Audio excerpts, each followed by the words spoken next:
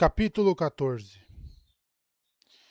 Pintor acordou no seu quarto de volta ao seu mundo, a indignidade do fiasco das pedras ainda fresca na mente. Ele ainda não entendia o que fizera de errado. Não, espere. Ele não compreendia o que teria sido certo. Pedras? Qual era o sentido daquelas pedras? Yumi sentou-se no cobertor que estava no chão, o cabelo desgrenhado e retorcido. Ai, disse ela baixinho. Acho que eu, de algum modo, dormi sobre o nariz. Então se concentrou em Pintor e, apesar do cabelo despenteado, tornou-se mais autoritária. Você falhou. Eu empilhei as pedras, exclamou ele, se levantando. Fiz isso de 6 maneiras diferentes, antes que você me obrigasse a ir embora. Enquanto os espectadores ficavam cada vez mais perturbados, Yumi havia lhe dito para alegar a exaustão a Li-Yun. A mulher austera, obviamente perturbada pelo que quer que ele tivesse feito de errado, o deixara voltar à carroça, onde o pintor sucumbiu ao sono. Ele provavelmente não passara nem 6 horas acordado. Algo naquela transferência parecia exigir um bocado de energia, e eles se cansavam muito mais rápido do que o normal. O empilhamento, disse Yumi, erguendo-se e pondo as mãos nos quadris. Deve ser feito com perícia e talento. Empilhar pedras, retrucou ele, não exige talento. Fazer isso ritualmente exige, sim. Ritualmente. Mas é claro, eu deveria saber. Yumi foi até ele pisando duro e apontou para o seu rosto, como se estivesse ameaçando tocá-lo. Mal ele se deitou no futon e deu de ombros. Vá em frente. Estou sentindo um friozinho mesmo. Pode me esquentar. Ela afirmou o queixo, então se afastou com os braços cruzados. Parecia estar tremendo de frio. O apartamento parecia estar como o haviam deixado, mas ele suspeitava de que tinham perdido outro dia, o que significava que o capataz devia estar furioso. Com sorte, o capataz teria lidado com o pesadelo estável. Pintor não o avisara sobre a família que poderia precisar de dinheiro para se mudar, mas o capataz pensaria nisso, certo? Talvez ele devesse conferir, só para confirmar que a guarda dos sonhos havia chegado e que tudo estava sob controle. Não era problema dele, agora que havia feito o seu relato, mas ficava se lembrando do menininho com sangue na bochecha devido às garras do pesadelo. Queria pelo menos saber em que pé estavam as coisas. Mas como? Ele não tinha um telefone. Isso exigia linhas de íon caras e exclusivas que estavam além do salário de um mero pintor de pesadelos. Então, para conseguir informações do capataz, eles precisariam encontrar um telefone público e esperar na fila ou, já que o escritório estava tão perto, simplesmente ir até lá. Contudo, as duas coisas exigiriam que deixassem o apartamento. Yumi estava falando de novo. Para empilhar da forma correta, é preciso anos de treinamento. E você só esperava que eu fizesse isso sem treinamento algum? Eu esperava que você tivesse um talento natural, admitiu ela. Estava errada, era óbvio. A única solução restante é difícil. Nós temos que entrar em contato com os espíritos, o que significa que você vai ter que aprender. Vamos inventar alguma desculpa para Li Yun e então treiná-lo, como quando eu era criança. Até você ficar bom o bastante para atrair espíritos. Que delícia! Treinar com ela soa tão divertido quanto uma competição de comer vespas. E aqueles tais espíritos seriam mesmo os reais? Todos no mundo dela pareciam pensar que sim, e havia-lhe mostrado umas estátuas parecidas com duendes debaixo de sua carroça que a faziam flutuar. Elas teriam vindo de algum lugar. Apesar disso, ele tinha os próprios problemas. Eu ainda quero falar com o capataz, disse ele, e marcar a presença. Confirmar que ainda tem um trabalho. Não, disse ela. Vamos ficar aqui e vou começar a treiná-lo. Sua educação começa agora. Minha educação? Meu treinamento? Para fazer o quê? Empilhar? Ele se sentou e passou a mão através da mesa. Uau! Isso vai ser tão eficiente, Yumi. Eu posso demonstrar, ofereceu ela. Instruir você. Não, disse ele se levantando. Esse é o meu mundo. Eu deveria fazer as regras. Há um pesadelo perigoso aqui e quero ter certeza de que deram um jeito nele. O capataz nem sempre tem uma boa opinião de mim. Por que será?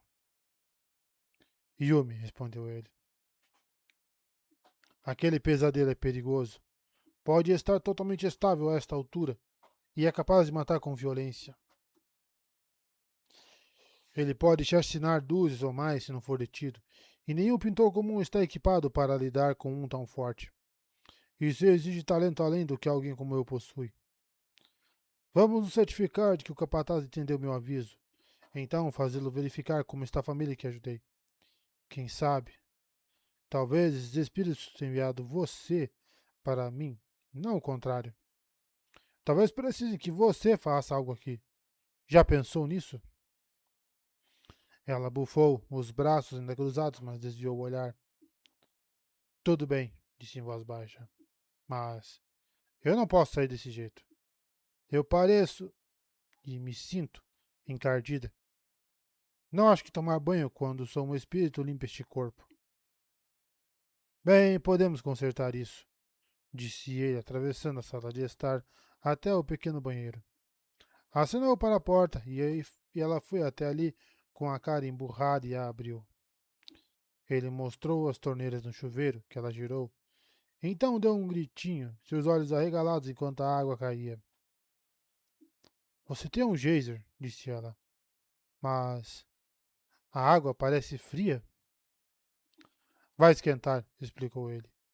A menos que a senhora Shinja use tudo novamente. Evite tomar banho às 9 da manhã, a menos que queira congelar. Ah, um aviso. Ela é muito possessiva em relação à água. Tome cuidado para não usar demais.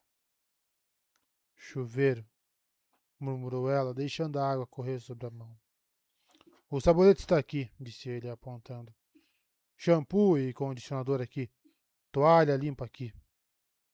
Ele assentiu com a cabeça, então seguiu na direção da porta. Espere, pediu Yumi, virando-se e olhando para ele. Que foi?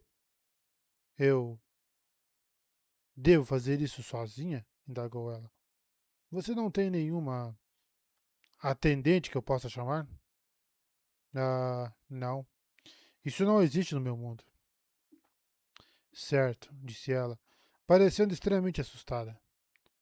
Como alguém poderia se intimidar com algo como tomar banho de chuveiro? Ele sorriu, sentindo uma catarse ao ver Yumi, a tirana, subitamente apavorada com algo tão trivial. Era como descobrir que um tigre temível tinha medo de cortar as unhas. Ele fechou a porta, mas então, porque não podia se afastar demais de Yumi, se encostou contra ela. Fez isso sem pensar, mas ficou chocado ao descobrir que não passou direto através da porta, do mesmo modo como não atravessava o chão.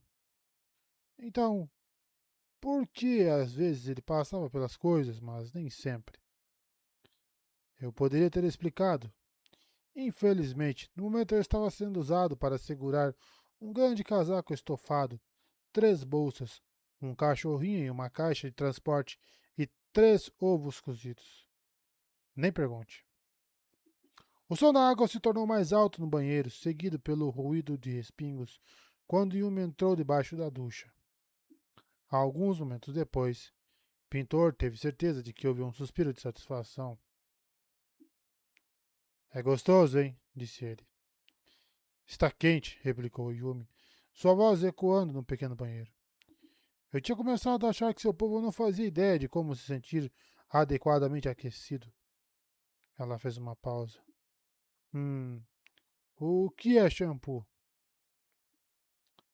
Para o cabelo, disse ele. Em sabor com ele para limpá-lo. Então use o condicionador para. ah, é bom para o cabelo, de algum modo. Confie em mim. Ele hidrata? Certo. Eu vou usar shampoo então. Faço isso agora? Ou depois de usar o sabonete? E qual contagem uso para ensaboar antes de enxugar? Enxaguar? Não há regras, Yumi, disse ele. Você realmente nunca fez isso sozinha? Nem quando era criança? Eu contei a você que foi escolhida pelos espíritos quando bebê, replicou ela. Levada dos meus pais, criada pelas supervisoras para meu propósito singular. Isso é horrível, disse ele de modo inferior. Você não teve infância? Uma Yokihijo não é uma criança, disse ela, as palavras soando como uma frase recitada com frequência. Tampouco é um adulto. A Yokihijo é uma manifestação da vontade dos espíritos. Toda a sua existência é servir. Não era de admirar que ela fosse tão estranha. Isso não justificava ser a manifestação humana da sensação de perder o último ônibus para casa, mas, levando em conta tudo aquilo, pelo menos ela fazia mais sentido para ele agora. Como é possível que seu povo tenha capturado esse geyser e o canalizado segundo sua vontade? Perguntou ela, sua voz ecoando. Não é um geyser, é água bombeada do lago, filtrada e aquecida. Bombeada? Tem pessoas trabalhando nessas bombas agora mesmo para fornecer água? Não, são máquinas energizadas pelas linhas de íon, explicou ele. O aquecimento também. Se você encostar metal em linhas opostas de íon, ele esquenta. É ciência básica para transformá-lo em um motor de ônibus ou em um simples aquecedor. Como você sabe tudo isso? Escola, respondeu ele. Você é um pintor? A escola ensina mais do que apenas pintura. Nunca me ensinaram nada além dos meus deveres, disse ela, com a voz mais suave. É melhor assim. Eu preciso manter o foco. Outras coisas poderiam enevoar minha mente com frivolidades. A conversa morreu e ele a deixou se demorar no banho, mais do que teria permitido a si mesmo. Por fim, Yumi saiu por conta própria. Alguns minutos depois, ela perguntou: Visto essas roupas de volta? Não, por favor, disse ele. Elas não são lavadas há dias. Se enrole numa toalha por enquanto. Ela saiu um momento depois, envolta em 3 toalhas. Bem, era compreensível. Pintor a conduziu até sua pilha de roupas limpas. Eu não cheguei a dobrá-las. Ela arqueou uma sobrancelha. Eu ia fazer isso, garantiu ele. Geralmente dobro tudo depois de lavar. Com certeza, disse ela, cutucando a pilha com o dedão do pé. Tudo isso vai ficar grande demais em mim, não vai? Yumi, no seu mundo, você usa um vestido quase do tamanho de uma colcha. Acho que vai ficar bem. Ela levou a mão até as toalhas, então fez uma pausa. Mas ele já estava seguindo até o banheiro, que era perto bastante para que não chegasse a arrastá-la, e entrou para lhe dar privacidade. Obrigada, disse ela de fora, por ser tão atencioso. Isso não é ser atencioso, retrucou ele. É decência básica.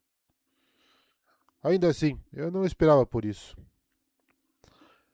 É quase como se fosse injusto julgar uma pessoa pela maneira como reage depois de ser forçada a entrar no corpo de outra pessoa, arrastada para um local estranho e despida à força.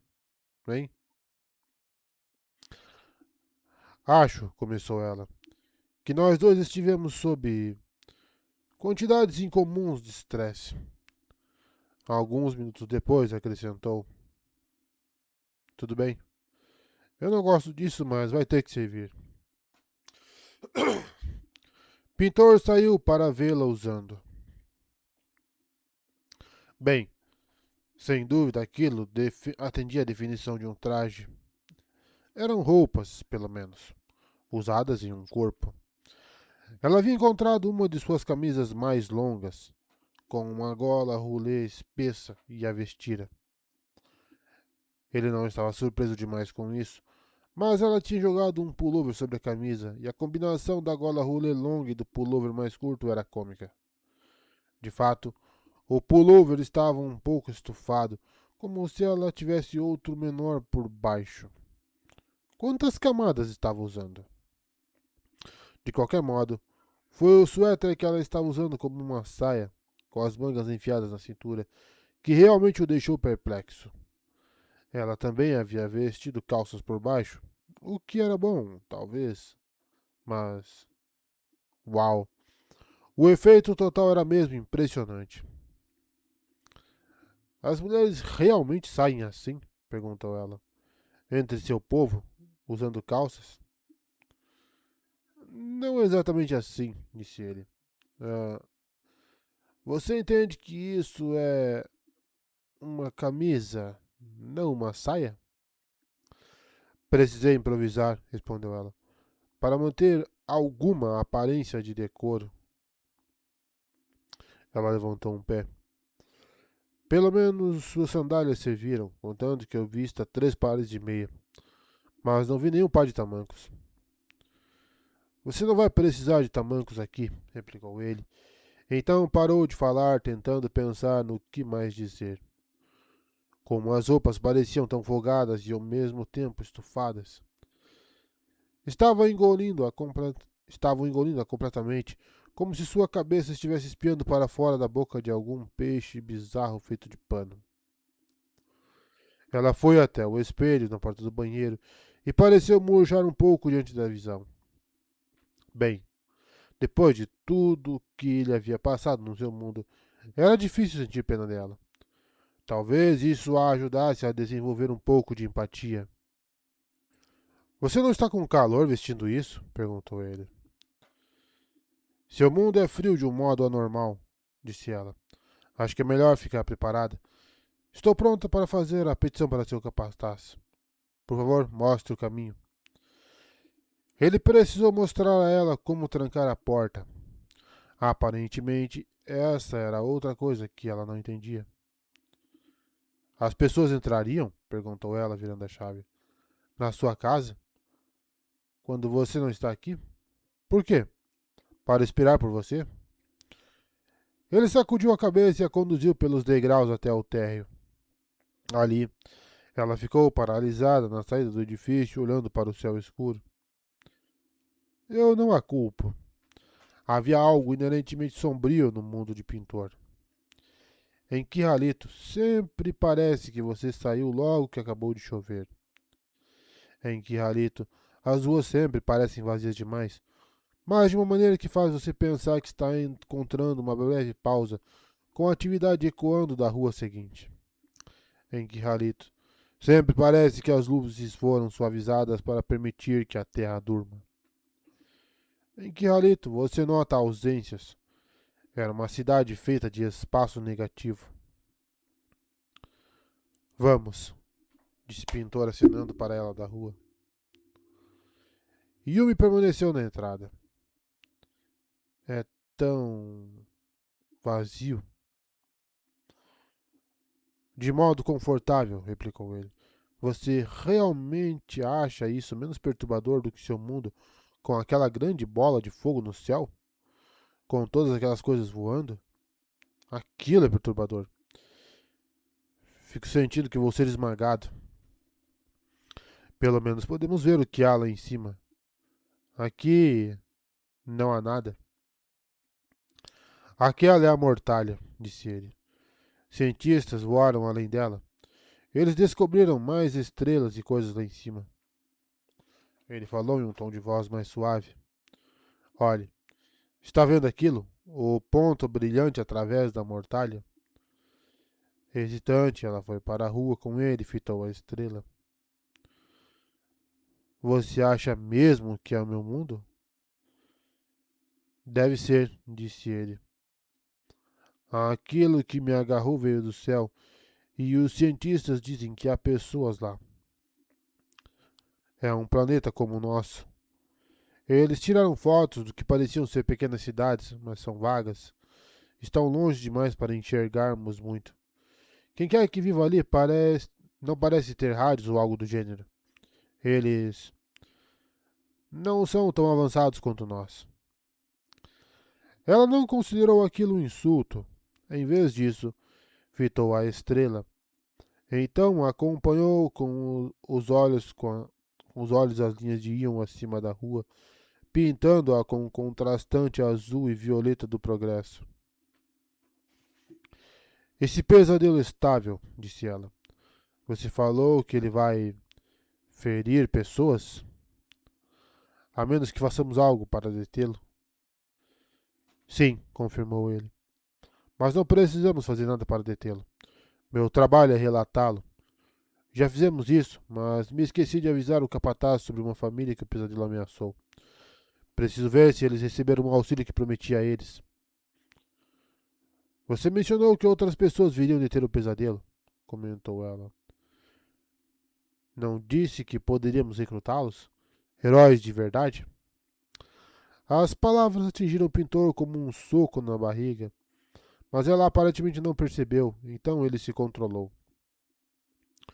O capataz vai mandar chamar um membro da guarda dos sonhos. Talvez dois, com seus companheiros. Eles são artistas espetaculares, mas não acho que possam ajudá-la com seus problemas. Venha.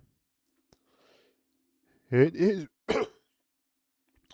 ele respirou fundo e assentiu, e então o alcançou. Era o início da noite, de acordo com o relógio na vitrine do banco, e um número razoável de pessoas estavam na rua. As vias principais, como aquelas, eram largas o bastante para um veículo de emergência passar, mas a ideia de veículos pessoais teria sido surpreendente para os residentes de Kiharito. A maioria das pessoas se deslocava de ônibus ou bonde, que se conectavam às linhas de íon e as usavam para obter energia e orientação. O escritório do capataz fica aqui perto, disse ele, enquanto caminhavam. Então, felizmente, não precisamos pegar os bondes de íon.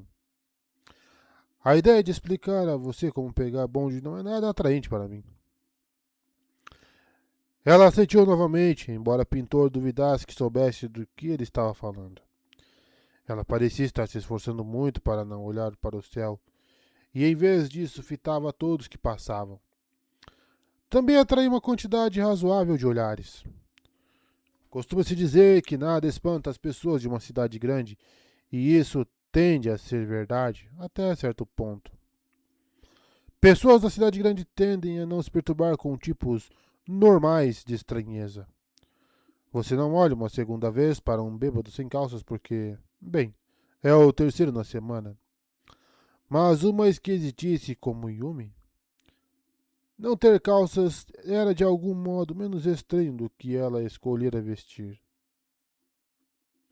Eles sabem o que sou, sussurrou ela para o pintor. Podem sentir a garota dos espíritos primordiais dominantes. Não, disse ele. Não temos desses por aqui. Eles só acham você esquisita. Eles sabem, insistiu ela com firmeza. Olham para mim como os moradores das vilas. Mesmo que vocês não tenham Yoki Rijo, essas pessoas podem sentir alguma coisa diferente em mim. Esse é meu fardo e minha bênção. Ser esquisita era aparentemente o fardo primário dela, embora ele não soubesse bem o que havia de tão abençoado nisso. Quando passaram por uma loja vendendo muitas variedades de Ion Visões, com atores se movendo pelas janelas em uníssono, ela fez uma pausa. Pensei que as Yoki não olhassem com curiosidade, observou ele. Desculpe, disse ela baixinho, olhando para baixo. Você está certo. Envergonhei a mim mesma. Pintor fez uma careta. Ele estava esperando uma reação mais satisfatória. Provocar uma pessoa e ver que ela internalizou a provocação era uma sensação horrível. O equivalente, em termos de conversa, a tentar um arroto para efeito de comédia e a acidentalmente induzir o próprio vômito. Apesar disso, ele a conduziu sem incidentes até o escritório do capataz, Uma sala pequena com sua própria entrada no canto do quartel-general do departamento de pintores. Seguindo a orientação dele, Yumi entrou. O capataz Tsukishi não se importava se batiam a porta. Felizmente, ele estava ali. O homem mais velho sentava-se no seu lugar de costume, atrás da única mesa da sala pequena, com os pés para cima, lendo seu jornal. Atrás dele, as muitas prateleiras onde armazenava as pinturas entregues no dia, etiquetadas e classificadas, estavam na maior parte vazias, prontas para as oferendas da noite. Quando Yumi entrou, ele baixou os pés e dobrou o jornal, franzindo a testa para ela. Você me parece familiar. Você me encontrou no outro dia, disse ela em voz baixa. Na casa de pintor. Nicaro, o pintor? Eu sou a irmã dele. O capataz piscou, então a reconheceu e se recostou.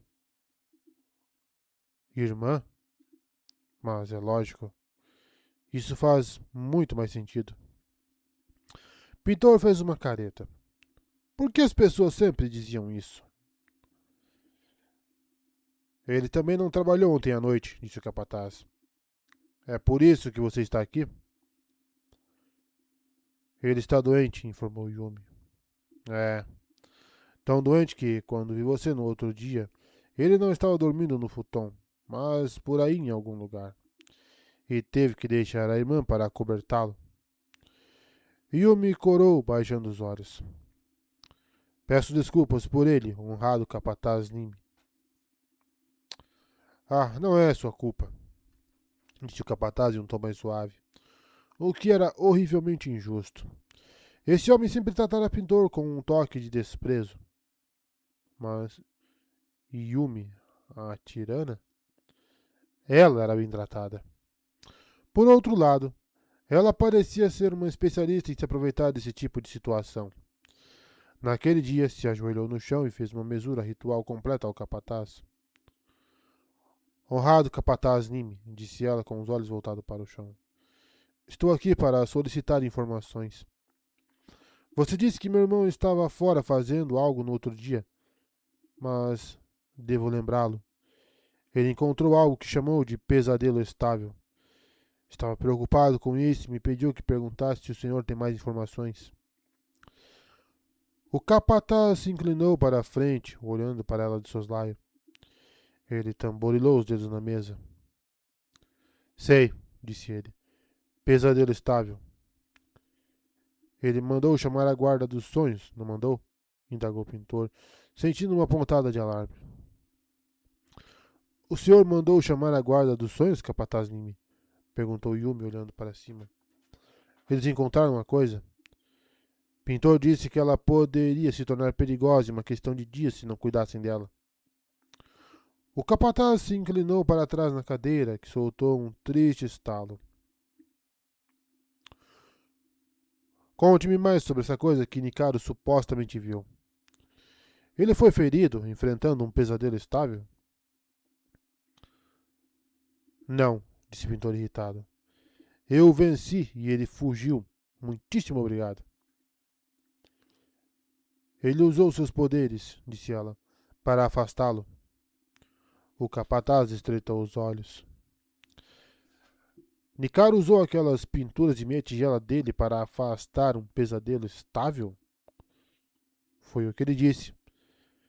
Yumi olhou para o pintor, que assentiu com firmeza. O capataz olhou atentamente para ela, depois suspirou. Eu devia ter esperado isso. O pintor franziu o senho. Esperado? Um pesadelo estável? Nicaro sempre gosta de ser tão dramático, disse o capataz em voz baixa, como se falasse mais consigo mesmo do que com Yumi. Sempre precisa estar no centro de tudo. E sabemos como ele gosta de uma boa mentira. Fazer seu trabalho nunca foi bom bastante para aquele lá. Precisa de gente prestando atenção nele, dizendo como ele é ótimo. Pintor deu um passo para trás, seu estômago revirando. Havia muito que sabia que o capataz pensava dele, mas ainda doía ouvir. Capataz Nime? Perguntou Yumi. Havia uma família. Eles viram o pesadelo e pintor quer que alguém veja como estão. Ele prometeu auxílio financeiro a eles e me deu um endereço. Ela se levantou e escreveu rapidamente, capaz de escrever no idioma dele, assim como ele era capaz de escrever no dela. O capataz grunhiu e leu o endereço. Isso finalmente pareceu fazê-lo hesitar, mas então ele o enfiou no bolso e sacudiu a cabeça. Vou cuidar disso. Obrigada, disse ela, se curvando novamente. Muitíssimo obrigada. Ela saiu, mantendo a porta aberta por tempo bastante para Pintor se esgueirar atrás. Pronto, disse ela, parando na calçada. Isso está resolvido. Só que não está, retrucou Pintor. Ele não acreditou em você. O quê? Ele disse. Ele disse que precisava de ser, explicou Pintor, para que você fosse embora.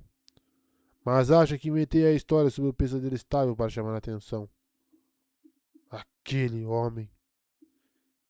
E eu me parecia se encolher mais ainda nas roupas enormes.